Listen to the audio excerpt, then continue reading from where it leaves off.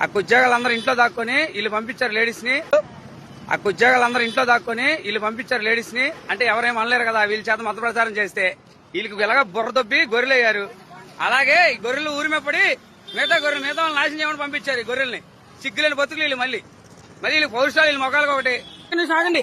ఈ గొర్రెలు ఇలా కాదు, ఈ గొర్రె మతాన్ని మళ్ళీ వ్యాప్తి చెందడానికి అందరూ ఇలా చేస్తూ ఉంటారు. సిగ్గులేదు లేకుండా ఊరిమేపడి ఏ మాత్రం సిగ్గుంటే మాట సమాధానం చెప్పెళ్తారు. మరి మీ బైబిల్ గురించి అడుగుతున్నా చెప్పండి ఒక సమాధానం. మీ బైబిల్ గురించి అడుగుతున్న సమాధానం చెప్పండి. చెప్పండి ఏసు ఎలా పుట్టాడు? ఎలా పుట్టాడు తెలీదు, చెప్పండి మీరు. ఏసు ఎలా పుట్టాడు? ఎవడకు పుట్టాడు? ఒక మాట చెప్పండి, ఎవడకు పుట్టాడు యేసు? ఎలాగ ఎవరు కుమారుడు అయ్యాడు? దేవుడు కుమారుడు ఎలా అయ్యాడు? పరిశుద్ధాత్మ ఎవరు? బైబిల్ ఎక్కడుంది పరిశుద్ధాత్మ? పరిశుద్ధాత్మ దేవుడిని ఎక్కడుంది?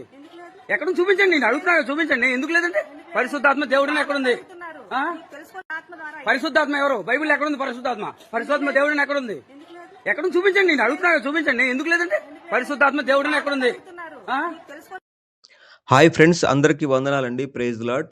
ఈ యొక్క పిచ్చి కుక్క ఏ విధంగా మాట్లాడుతూ ఉందో చూశారు కదా. పిచ్చి కుక్క అని కూడా అనకూడదండి దయచేసి. పిచ్చి కుక్కలు కూడా కొంతవరకు బెటర్ అండి. చీపు అంటే దూరంగా పోతే దూరంగా ఉంటాయి, కానీ ఇది పిచ్చి కుక్కన దారుణం. మత పిచ్చి పట్టినటువంటి మతోన్మాది. ఎరా ఈ గ్రంథాల్లో స్త్రీని దేవతగా ఆరాధించమని ఉంది అంటారు. మరి మీ దేవుడిని నమ్మకపోతే ఈ విధంగా అవమానిస్తారా? ఇదేనారా మీ సనాతన ధర్మం? మగవాళ్ళు కొజ్జాలై వీళ్ళు పంపించారంటున్నావు. మరి మగవాళ్ళు స్వార్థ చేస్తున్నప్పుడు కూడా మీరు దాడులు చేస్తున్నారు కదరా. ఎవరిని విడిచిపెట్టారా మీరు? ఎవరిని విడిచిపెట్టరు కదరా. మీకు బైబిల్ చూడంగానే, యేసుక్రీస్తు చూడంగానే, లేకపోతే ఆ పాటలు వినంగానే మీకు దెయ్యం పట్టిద్ది కదరా, మంట మండిద్ది కదరా. దెయ్యాలు బట్టి కొట్టుకుంటున్నారు. సరే అయితే ఇప్పుడు యేసుక్రీస్తు ఎలా పుట్టాడు అంటున్నావు కదరా. మరి నీ ఎప్పుడైనా సరే నీ యొక్క దేవుళ్ళు ఎలా పుట్టారు చూసుకున్నావు ఎప్పుడైనా? హనుమంతుడు ఎలా పుట్టాడరా? హనుమంతుడు ఎలా పుట్టాడు చూసావు ఎప్పుడైనా సరే? ఒకసారి చదువు తెలుసుద్ది.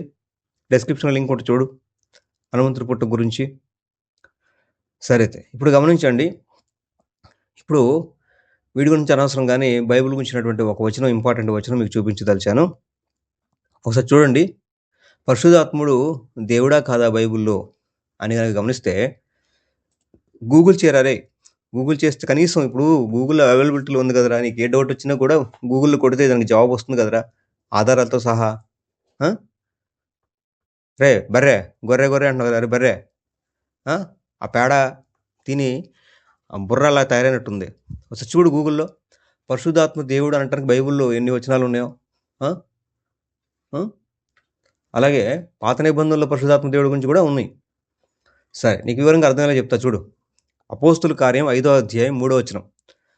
పరిశుద్ధాత్మను మోసపుచ్చుటకు సాతాను ఎందుకు నీ హృదయమును ప్రేరేపించెను అని చెప్పి మాట్లాడుతూ, అపోస్తుల కార్యం 5వ అధ్యాయం 4వ వచనంలో, నీవు మనుషులతో కాదు దేవుడితోనే అబద్ధం ఆడితేవని వారితో చెప్పాను. అంటే పరిశుద్ధాత్మని ఎందుకు మోసం చేశారు అని మాట్లాడుతూ, దేవుడితో అబద్ధం ఆడారు మీరు అని చెప్తున్నారు. అంటే పరిశుద్ధాత్ముడిని దేవుడిగా సంబోధిస్తున్నటువంటి వాక్యాలు ఉన్నాయి.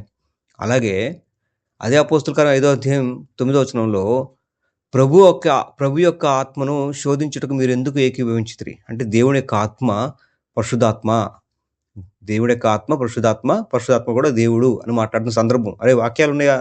చూపించమన్నావు కదా బైబిల్లో, చూడు.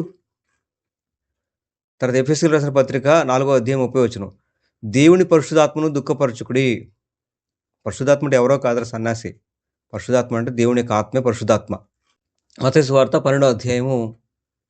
మరి ఇక్కడ దాకా యేసుక్రీస్తు శిష్యులు చెప్పారు కానీ యేసుక్రీస్తు చెప్పలేదంటారు మళ్ళీ పనికిమాలిన. మత్తయి సువార్త 12వ అధ్యాయం 31వ వచనం గమనిస్తే చూడండి, ఆత్మ విషయమైన దూషణకు పాప క్షమాపణ లేదు అంటున్నాడు యేసుక్రీస్తు వారు. మనుష్య కుమారుడికి విరోధంగా మాట్లాడువానికి పాప క్షమాపణ కలదు, కానీ పరిశుద్ధాత్మకు విరోధంగా మాట్లాడువానికి ఈ యుగమైందైనను రాబో యుగమందైనను పాప క్షమాపణ లేదు అని చెప్పి యేసుక్రీస్తు స్వయంగా చెప్పాడు. యేసుక్రీస్తు దేవుడు అని చెప్పుకున్న సందర్భాలు ఉన్నాయి. అలాంటి యేసుక్రీస్తు వారు ఏమంటున్నాడంటే పరిశుద్ధాత్మను ఇంకా గొప్ప చేసి మాట్లాడుతున్నాడు. కాబట్టి పరిశుద్ధాత్మ దేవుడు బైబిల్ ప్రకారంగా. పాత నిబంధనల్లో అంతా కూడా దేవుని యొక్క ఆత్మ నడిపింపని ఉంటుంది. పాత నిబంధనలో కూడా పరిశుద్ధాత్ముడు దేవుడు అంటానికి కూడా ఈ యొక్క రిఫరెన్స్లు చాలా ఉన్నాయి. గూగుల్ చేసి తెలుసుద్ది. కాబట్టి ఈ యొక్క పేడ తిన్నటువంటి ఈ పేడ పురుగులు ఏవవుతున్నాయో వీడికి బుర్ర పనిచేయదు. యేసుక్రీస్తు పేరు విన్నా, ఆ పత్రికలు చూసినా, బైబిల్ చూసినా వీళ్ళకి దెయ్యం పట్టుకుంటుందన్నమాట. ఇంకేం చేసేదేం లేదు. వీళ్ళకి ఆన్సర్ కాదు కావాల్సింది, పిచ్చి కుక్కలాగా అరవటం, మొరగటం అనమాట. అది అవన్నీ కొద్దిగా బెటరు. అంతకన్నా హీనమైన వ్యక్తులు వీళ్ళు, మత పిచ్చి పట్టినటువంటి మతోన్మాదులు అనమాట. అదిరా. కాబట్టి కొజ్జాలు కాదురా, బైబిల్ చెప్పే బైబిల్ సమాధానం చెప్పి క్రీస్తు సైనికులు ఉన్నారు, సువార్త చేసే క్రీస్తు సైనికులు ఉన్నారు. అయినా కూడా తట్టుకోలేరు కదా. మీకులాగా మేము ఉండవురా. అదే క్రైస్తవ్యానికి మీకున్నటువంటి వ్యత్యాసం అదిరా.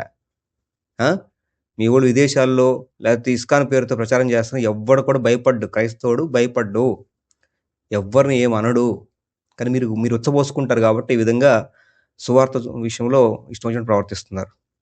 అదండి విషయం మిత్రులారా. నచ్చిన వారు లైక్ చేసి, కామెంట్ చేసి, మీకు అభిప్రాయం పంచుకోండి, అందరికీ షేర్ చేసి దేవుని పరిచయం మీరు కూడా భాగస్తులు అవ్వండి. పరిశుద్ధాత్మ దేవుడు అంటానికి బైబిల్ వచనాలు ఇవి. Thank you. మరొక వీడియోతో మళ్ళీ కలుద్దాం. అంతవరకు సెలవు. Praise the lord.